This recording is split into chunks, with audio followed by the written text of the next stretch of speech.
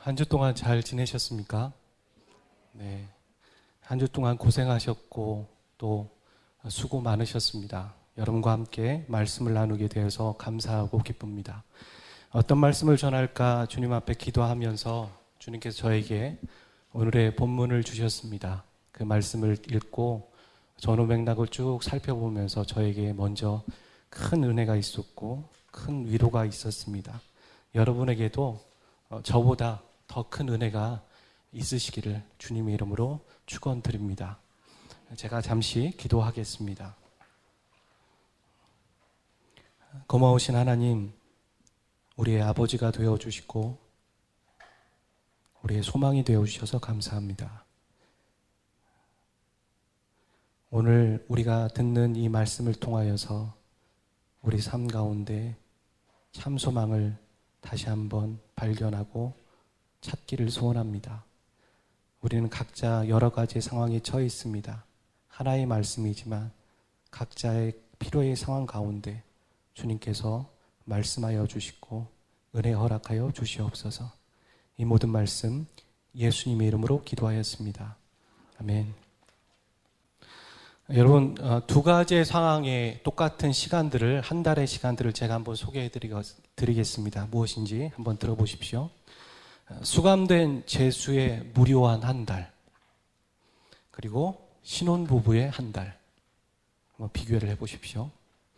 회사에서 구조정을 기다리는 직장인의 한 달, 프로젝트를 잘 마치고 달콤한 휴가를 기다리는 한 달. 어떻습니까? 마음 맞지 않는 상관과 팀원들과 보내는 한 달, 그리고 마음 맞고 팀 좋은 사람들과 보내는 한 달. 분명 같은 한 달, 같은 시간을 보내지만 보내는 사람마다 느끼는 질은 아주 다릅니다. 수감된 죄수의 한 달과 신혼부부의 한 달을 어찌 같다고 할 수 있겠습니까? 성경에 보면은 에베소서 5장 16절에 시간에 대한 얘기들을 합니다.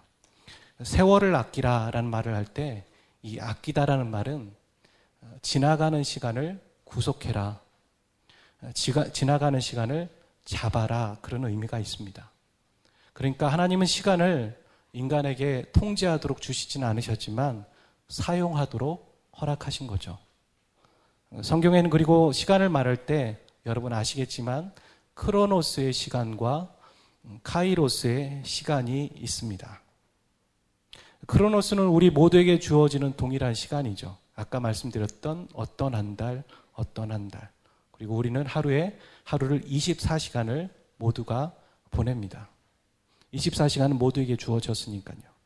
하지만 어떤 사람에게는 아까 말씀드린 것처럼 24시간이 길게 느껴질 수도 있고 어떤 사람에게는 짧게 느껴질 수 있습니다.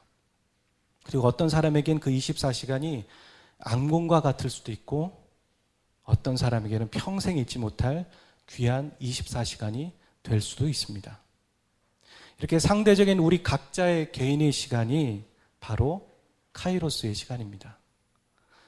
그렇다면 사람은 어떻게 하면 그렇게 의미 있고 잊지 못할 시간들을 보낼 수 있을까요?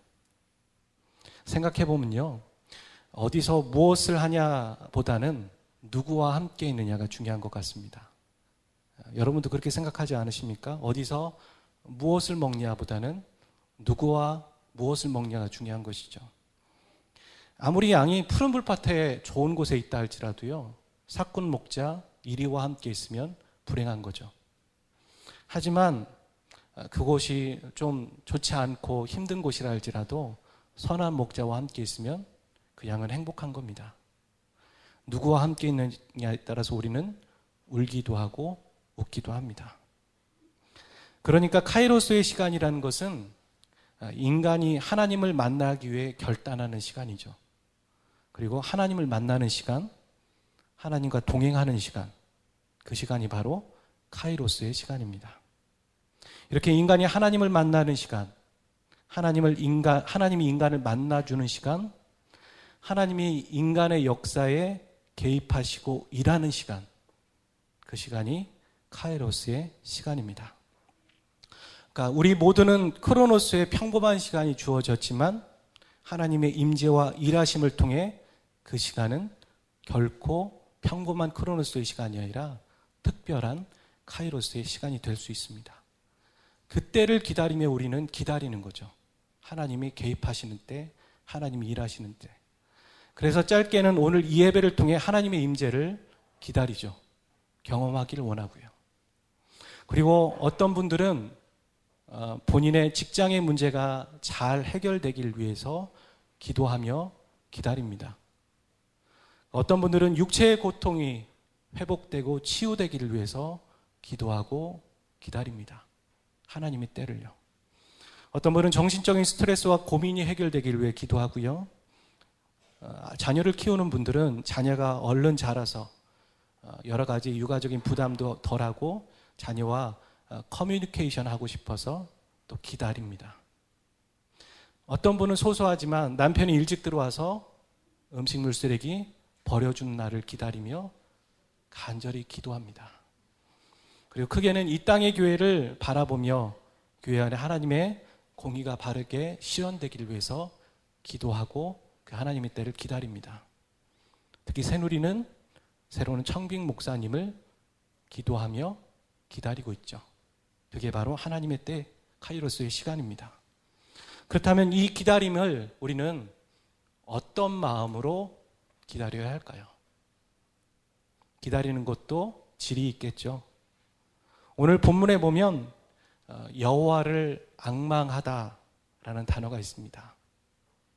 이 앙망이라는 단어는 히브리어로 카바라는 단어입니다. 이 단어의 뜻은 우리가 얼핏 생각할 수 있는 건 기다리다, 바란다 그런 뜻으로 생각합니다. 그런데 그 속뜻을 보면 그렇지 않습니다. 아주 참을성 있게 기다리는 거고 아주 강렬한 기대를 가지고 바라는 것이 카바입니다. 한국 성경에는 오직이라는 단어가 써 있는데 히브리어에는 오직이라는 단어가 써 있지 않아요. 그러니까 번역을 하면서 한국 사람들이 이 앙망이라는 단어를 좀 더 부각시키기 위해서 오직이라는 단어를 수식한 거죠. 그래야 더 하나님을 강렬하게 기다리고 참을성 있게 기다린다라고 표현할 수 있기 때문입니다. 그러니까 여호와를 앙망한다는 것은 그냥 시간 때우듯이 그냥 지나가듯이 이 상황 그냥 지나가겠거니 하면서 기다리는 태도가 아닙니다. 여호와를 앙망한다는 것은 절망적인 태도로 버티는 것도 아닙니다. 여호와를 앙망한다는 것은 인간의 힘과 능력으로 이 상황을 어떻게 해봐야지라는 그런 태도로 보내는 것도 아닙니다. 앙망은 결코 소극적인 태도가 아닙니다. 다른 것을 기다리는 것도 아닙니다. 하나님만 기다리는 겁니다. 하나님을 전적으로 의지하며 그 때를 기다리는 겁니다. 하나님의 때, 그 하나님의 구원의 때를 기다리는 것이죠. 그래서 이렇게 정리할 수 있습니다. 하나님께서 자신의 백성의 구원을 위해서 결정적인 행동을 취하실 거라고 확신에 차서 소망을 가지고 끈기 있게 기다리는 것. 하나님의 결정적인 한 방이 있다라고 믿는 거죠. 그게 앙망입니다.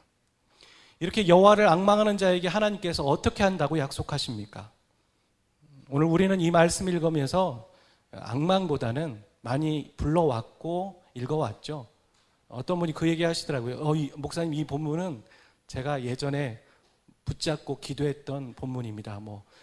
기도방에다가 적어놨던 본문입니다. 되게 유명한 본문이잖아요. 찬양으로도 지어졌고요. 우리는 앙망이라는 단어보다는 독수리 날개짓 올라가며 새 힘을 주실 것이고 다른 박질하에도 걸고 피곤하지 않을 것이다라는 그런 약속을 더 부각하고 바라보고 있습니다. 하지만 그 전제는 바로 앙망하는 자에게 주시는 하나님의 인도하심입니다. 앙망이라는 단어는 분명히 기다린다라는 뜻이 내포되어 있습니다. 하나님을 갈망하고 기다리는 자에게 주시는 힘이 바로 앙망의 열매이기도 합니다. 하나님의 때를 기다림, 그리고 기다림, 이 단어는요, 급변하는 오늘의 시대를 살아가는 저와 여러분에겐 어울리지 않는 단어입니다. 그리고 어울리지 않는 영성입니다. 제가 왜 이렇게 말씀드리냐면 오늘 우리는 기다리는 것이 익숙하지 않습니다. 우리는 어느 일정 시간을 기다렸는데 그것이 해결되지 않으면 어떻게 합니까? 짜증을 부립니다. 화를 내죠. 답답한 것입니다. 신호대기를 하고 있다가 앞차가 조금 늦으면 어떻게 합니까? 빵빵 그렇게 하죠. 그게 우리의 모습입니다. 우리는 요즘 만나며 하는 인사가 무엇입니까? 안녕하세요 보다는 많이 바쁘시죠? 저도 그 얘기 많이 듣거든요. 대표 목사 대행하면서 많이 바쁘시죠? 그래서 아니요 안 바쁩니다. 오히려 저는 그렇게 얘기합니다. 너무 바빠서 말도 줄이고 헐 뭐 이런 얘기 하잖아요. 어쩔 이런 어쩔 수 없는데를 어쩔 이렇게 얘기하죠. 격식도 줄이고 안 모이니까 예배도 줄이고 그리고 예배 시간도 약속한 시간에 맞추지 않으면 어떻게 합니까? 마음도 졸이고 그렇게 되는 것이죠. 사회가 바쁘다 보니까 우리의 영성, 신앙도 인스턴트가 되어 있습니다. 기도했는데 응답이 없다 싶으면 기다리지 못하고 어떻게 합니까? 내 뜻대로 하는 거죠. 내 힘과 능력을 의지하는 거죠. 일단은 기도는 합니다. 하지만 그게 안 되면 내 뜻을 사용하는 거죠. 그게 하나님의 뜻이다라고 합리화하는 겁니다. 기도하면서 주의 음성을 듣기 원하지만 안 들리면 참지 못하고 벌떡 일어나는 게 일수입니다. 그게 저와 여러분의 현실입니다. 분명 사회가 우리를 기다리지 못하게 하는 것은 사실이지만 거기에 동화되고 동조하는 것은 우리의 책임이죠. 그리고 기다리지 못하니까 우리는 어떻게 합니까? 우리가 더 얕은 신앙과 영성을 갖게 되는 거죠. 퀄리티가 떨어지는 거예요. 그러면서 계속해서 악순환이 거듭되는 겁니다. 그것이 우리 자신에게, 우리 가정에게, 우리 교회에게 미쳐지는 거죠. 사역적인 퀄리티가 떨어지는 거고 부모가 자녀를 신앙으로 교육할 때 그 퀄리티가 떨어지는 거고 그것이 전수되니 우리 자녀들도 떨어지는 겁니다. 이사야가 활동했던 시대 이 시대의 이스라엘 백성들의 영적 현실도 우리와 큰 차이가 없었습니다. 하나님을 기다리지 않았어요. 그리고 손쉽게 찾을 수 있는 우상을 찾았습니다. 결국 그들은 어떻게 됐을까요? 하나님을 알지 못했습니다. 하나님에 대해서 무지했다는 겁니다. 그래서 이사야 40장 27절의 말씀에는 이스라엘 백성들이 이렇게 고백하고 있습니다. 같이 한번 읽어주십시오. 시작.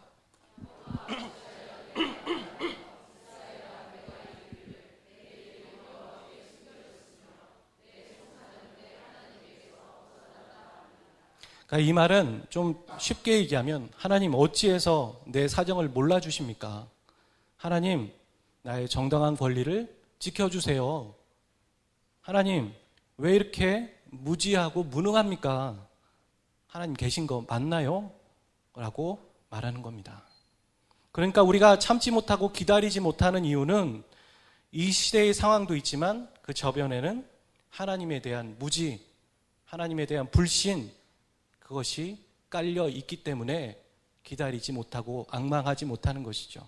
같은 시대는 아니지만 북이스라엘에서 사역했던 호세아도 그렇게 북이스라엘에게 그렇게 말하고 있습니다. 호세아 6장 3절 잘 아는 말씀인데요.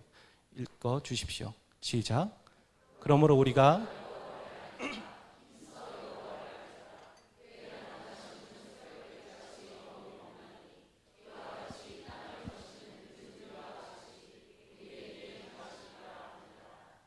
여호와를 알자, 힘써 여호와를 알자. 여러분 사람들은 왜 자신의 소중한 생명을 끊을까요? 여러 가지 이유가 있겠지만 소망이 사라졌기 때문이라고 저는 생각합니다. 소망이 없는 부자는 부자라도 죽습니다.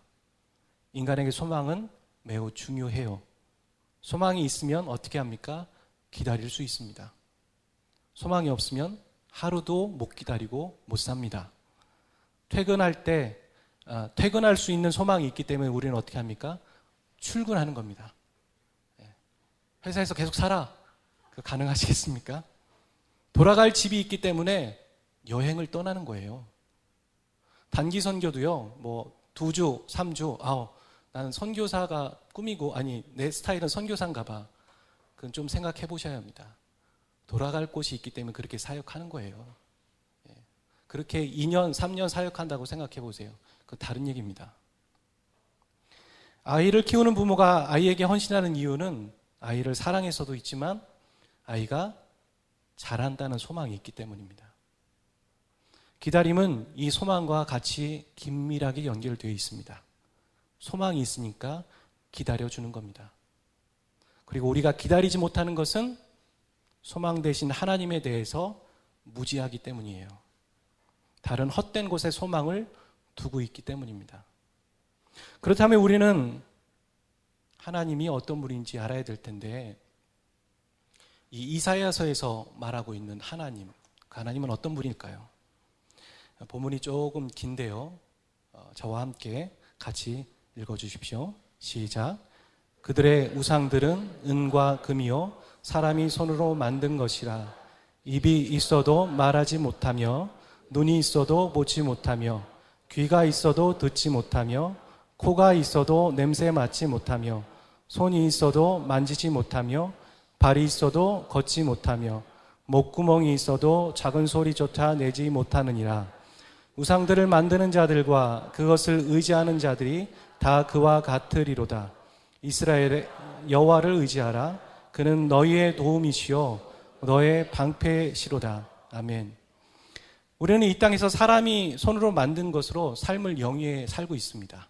문명이 이기이죠. 그래서 뭐 자동차, 오늘 교회에 올 때 차를 타고 오시든 걸어오시든 하셨을 테고, 또 핸드폰, 뭐 집기류, 마이크, 여기에 있는 빔 프로젝트, 이 모든 것들이 우리가 하나님을 예배하는 데 도움이 됩니다. 그리고 우리가 사람의 생명을 유지하는 데 도움이 되고 살아가는 데 큰 도움이 됩니다. 그런데 우리는 언제부턴가 착각했습니다. 이것들이 대단하고 위대하다라고 믿은 것이죠. 그리고 그것이 하나님보다 더 크다고 착각했습니다.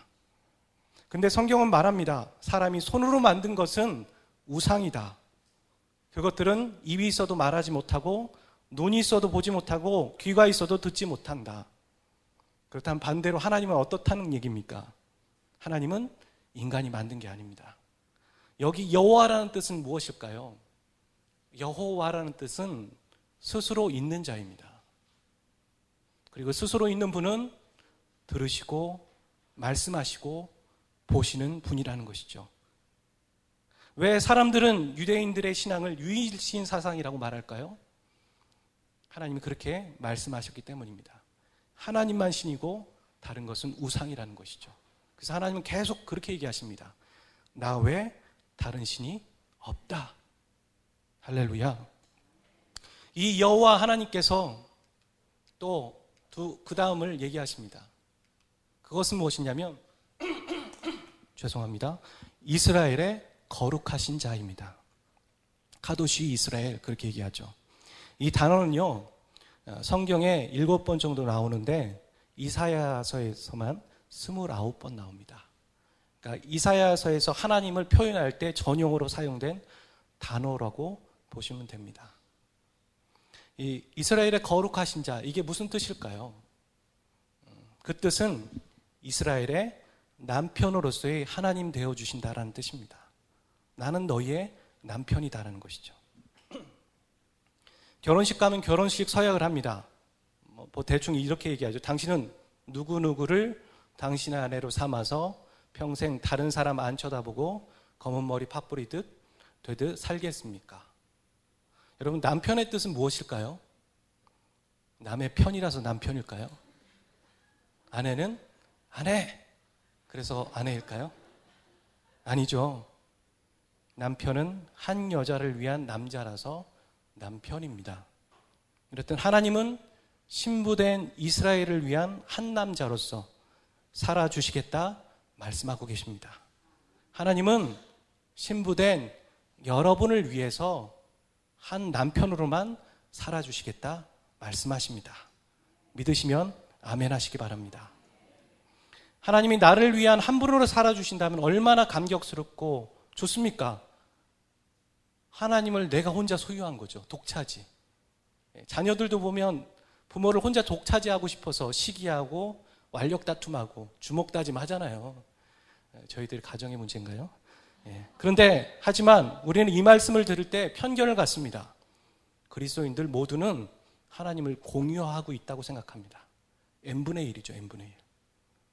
너도 하나님, 나도 하나님이면 이거 뭐 하나님이 다 우리를 이렇게 나눠서 사랑하신다는 얘기인가? 아니란 얘기입니다. 하나님의 사랑은 그렇게 인간적인 관점, 이성적인 관점으로 봐서는 안 됩니다. 그것은 우리가 받았던 사랑일 뿐입니다. 이 땅에서. 하나님의 사랑은 다릅니다. 하나님은 상대적인 게 아니라 우리 한 사람을 절대적으로 사랑하고 계십니다. 여러분 믿으십니까? 남편이 사랑을 한 사람이 남편이 한 사람만 사랑하겠다고 한 것처럼 하나님은 다른 사람과 공유하지 않고 다른 사람을 사랑하지 않고 딱 한 사람만 사랑하십니다. 그게 바로 저와 여러분입니다. 남편과 아내가 부부싸움을 왜 할까요? 남편이 자기만 사랑하지 않고 다른 사람을 사랑하고 있다는 걸 알게 될 때 부부싸움하고 화내는 것이죠. 하나님도 이스라엘 백성들이 우상 숭배할 때 슬퍼하셨지만 화도 내셨습니다. 하나님이 왜 그러셨습니까? 하나님이 이스라엘을 아내로 두셨기 때문에 이스라엘만 사랑하기로 결정하셨는데 그 아내가 외도하고 있기 때문입니다. 하나님 그렇게 우리를 사랑하고 계십니다. 세 번째, 하나님은 어떤 분이십니까? 하나님은 영광의 시작이십니다. 이사야 6장 3절에 보면 여러분 잘 아시는 말씀이에요. 이사야가 소명을 받을 때 그런 얘기를 하죠. 거룩 그 영광이 온 땅에 충만하도다. 이사야 선지자의 말에 따르면 세상에 어떤 영광이 존재한다 할지라도 부귀와 권세와 아름다운 것과 화려한 것들이 존재한다 할지라도 그거의 시작은 하나님이셨다는 겁니다. 여러분이 존귀하게 생각하고 아름답게 생각하는 여러 가지 것들이 있으십니까? 그것은 여러분 노력으로 된 게 아닙니다. 여러분이 노력으로 얻었는지 모르지만 그 시작은 하나님이셨습니다. 이사야서는 그렇게 말하고 있습니다. 영광의 시작은 하나님이셨다. 그래서 스스로 있는 하나님, 살아계신 하나님, 그 하나님이 이스라엘의 남편 되어주시면서 그 영광이신 하나님, 그 하나님이 우리의 소망이 되실 수 있는 겁니다. 이스라엘의 소망, 그것은 다른 사람이 지어내서 부른 게 아니라 하나님 스스로 그렇게 말씀하셨습니다. 내가 너의 소망이다. 누구누구의 소망입니까? 저와 여러분의 소망은 하나님 한 분밖에 없습니다. 다른 것은 우리에게 소망이 될 수 없습니다. 하나님만이 우리의 참 소망이고 진짜 소망입니다. 우리는 사람들의 입맛과 도움과 우리의 힘이 우리의 소망인 줄 알고 살아갑니다. 그것은 거짓 소망입니다. 이단에 빠진 사람은 그 신이 자신을 구원해 줄 줄 압니다. 그것은 유사 소망입니다. 참 소망은 소망하는 자를 실망시키지 않습니다. 참 소망은 소망하는 자를 구원할 수 있는 능력을 갖고 있습니다. 그래서 하나님은 우리의 유일한 소망이 되십니다. 아멘. 우리는 하나님을 유일한 소망으로 믿고 하나님의 때를 기다려야 하는 것입니다. 그런데 유감스러운 본문이 나옵니다. 이사야 8장 17절입니다. 같이 한번 읽어주시죠. 시작.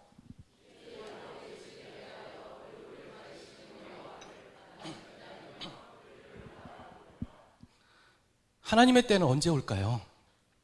중요한 내용입니다. 그 하나님의 때는 이 본문으로 따지면 오직 심판을 통해 주어집니다. 희망은 심판과 함께 연결됩니다. 이사야서는 그렇게 말하고 있어요. 오늘 우리가 읽었던 앙망이라는 단어도 그 배경을 가지고 이해하고 해석해야 합니다. 근데 이스라엘 백성들은 심판을 원했을까요? 원하지 않았습니다. 하나님은 그럼 원하셨을까요? 아니요. 하나님도 원하지 않았습니다. 그래서 하나님은 모든 성경에서 계속 그렇게 말합니다. 너희들이 회개하고 돌아오면 내가 심판을 돌이키겠다. 예정된 심판도 거두어 드리겠다. 그렇게 말씀하고 계십니다. 하지만 이스라엘은 결국 결론적으로는 안 돌아왔습니다. 하나님도 이스라엘이 안 돌아올 것을 알았습니다. 타락한 인간이 그 길을 열어줬다고 해도 못 돌아올 것을 알고 계셨다는 겁니다. 그래서 하나님은 심판과 희망을 같이 연결시키시는 겁니다. 심판이 있어야 희망이 있다. 그래서 오늘 이사야는 그렇게 하나님의 마음을 가지고 같은 마음으로 그렇게 고백하는 것이죠. 이스라엘이 회개하지 않아서 결국 심판을 당할지라도 나는 하나님만 바라보겠습니다. 왜냐하면 하나님은 절망 가운데도 심판 가운데도 소망이시기 때문입니다. 이 바라다라는 단어가 오늘 우리가 읽었던 악망이라는 단어와 똑같은 단어입니다. 이사야도 그렇게 하나님을 앙망하고 있습니다. 이스라엘 백성들에게 유일한 희망은 심판을 모면하는 거였습니다. 그렇죠? 그래서 이 심판을 통해 희망은 도저히 이해가 가지 않는 것이죠. 이스라엘 백성들의 머리에는. 우리도 그렇습니다. 간혹 착각하고 오해하고, 아니 하나님 왜 희망을 주지 않고 나에게 이렇게 시련과 환난과 어려움과 하나님 대답하지 않으실까라는 생각을 합니다. 우리가 바로 크로노스의 시간으로 카이로스의 시간을 평가하기 때문입니다. 우리가 바라는 카이로스의 시간에 하나님의 때는 언제 올까요? 다시 한번 말씀드리지만 완전히 망할 때입니다. 죽어야 오고 심판이 있어야 희망이 있을 것입니다. 하지만 여러분 놀라지 마십시오. 그게 끝이 아닙니다. 구약의 이스라엘은 심판을 그들이 당했지만 신약의 성도들은 심판을 누가 당해 주셨습니까? 예수 그리스도께서 당해 주셨습니다. 할렐루야. 그래서 예수님이 신약에서는 우리의 소망이 되시는 겁니다. 예수님이 우리의 희망이 되시는 겁니다. 심판을 가운데 희망이 있기 때문에 심판은 당했고 우리에게는 희망이 소망이 남아있는 것이죠. 하지만 우리는 순간순간 고난과 역경을 통해 우리가 하나님이 우리의 소망이라는 걸 잊고 살 때가 있습니다. 그리고 완전히 망한다고 생각합니다. 그렇지 않습니다. 여러분 오늘 본문에는 독수리가 나오고 있어요. 성경에 보면 여기만 독수리가 나오는 것이 아니라 독수리가 간혹 나오고 있습니다. 특별히 하나님께서 자신의 백성들을 독수리처럼 훈련시키고 계시다는 얘기를 할 때가 있어요. 여러분 독수리 새끼를 키울 때 어떻게 키우는지 여러분 알고 계신 분이 많으시리라 생각합니다. 독수리는 알을 낳기 전에 먼저 하는 일이 있습니다. 자신이 태어날 그 독수리 새끼가 하늘의 제왕이 되도록 하기 위해서 프로그램을 짭니다.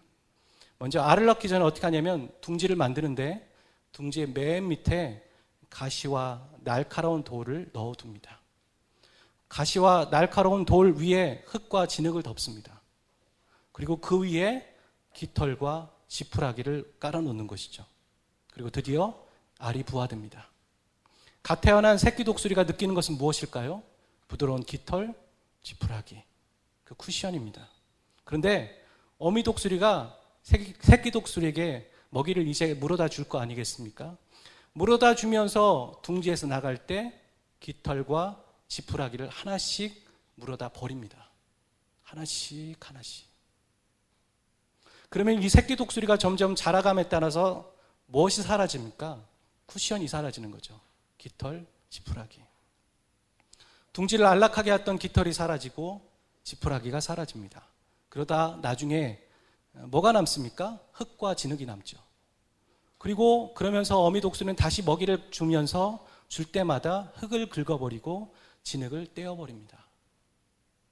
그러면서 새끼 독수리가 점점 커지면서 어떻게 될까요? 가시에 찔리고 날카로운 돌에 찔리는 거죠. 아프니까 둥지에 있지 못하고 나옵니다. 밖으로 기어 나왔을 때 어미 독수리는 어떻게 합니까? 새끼를 툭 쳐서 낭떠러지로 떨어뜨리는 거죠. 그러면 이 새끼 독수리는 죽지 않으려고 날개짓을 파닥파닥파닥 하는 거죠. 날 수 없는 거예요. 그런데 못 날면 어미 독수리는 어떻게 합니까? 탁 낚아채서 받아주죠. 그러면서 새끼 독수리는 이런 생각을 했을지 몰라요. 우리 엄마 계모하냐? 이제 엄마 제정신을 차렸구나, 이렇게 얘기했을지 몰라요. 그러면서 둥지 위에 숨 좀 돌리려고 하면 또 어떻게 합니까? 또 쳐서 떨어뜨리고, 또 낚아채고, 또 쳐서 떨어뜨리고 낚아채고, 이렇게 하면서 새끼는 날개에 힘이 생기고 창공을 날게 되는 것입니다. 그 말씀이 신명기 32장 11절에 나오고 있어요. 한번 읽어주시겠습니까? 시작.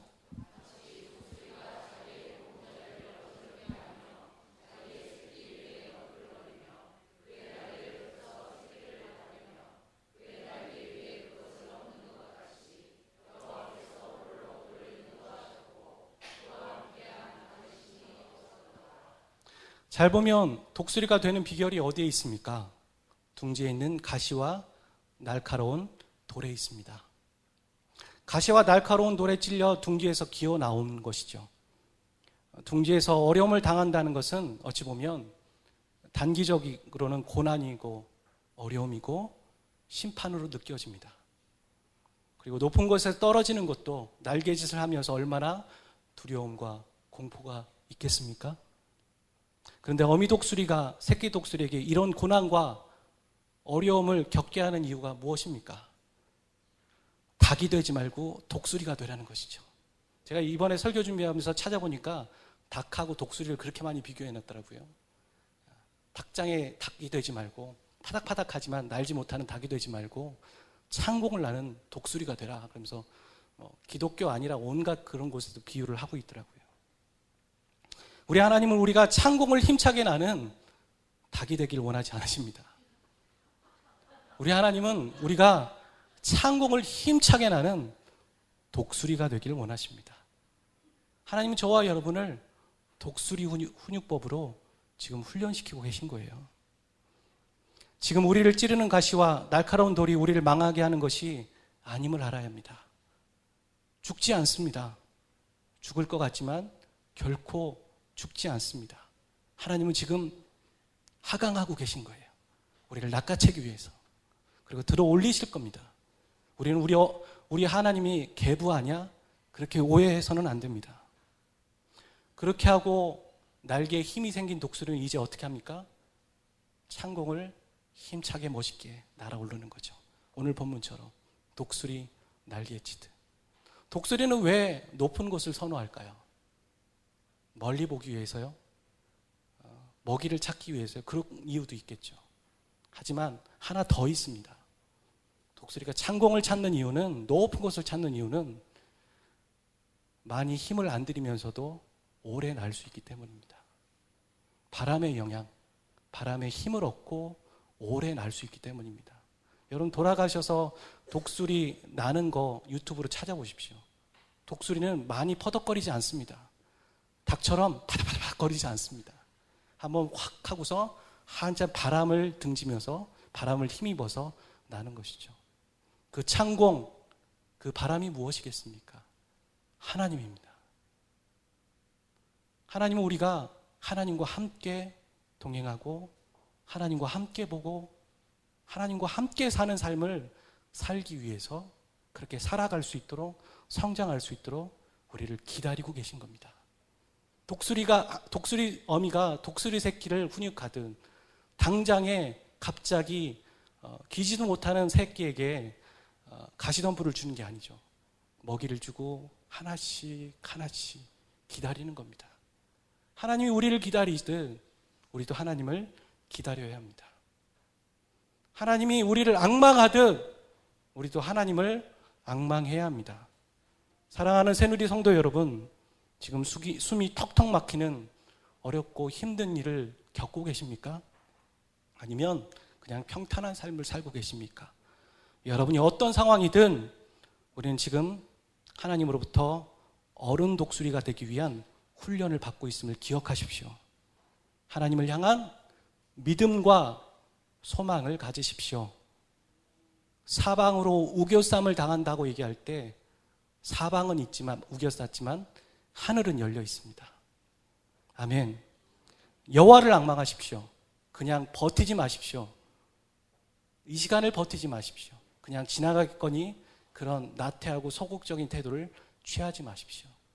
여호와를 바라고 간절히 기다리십시오.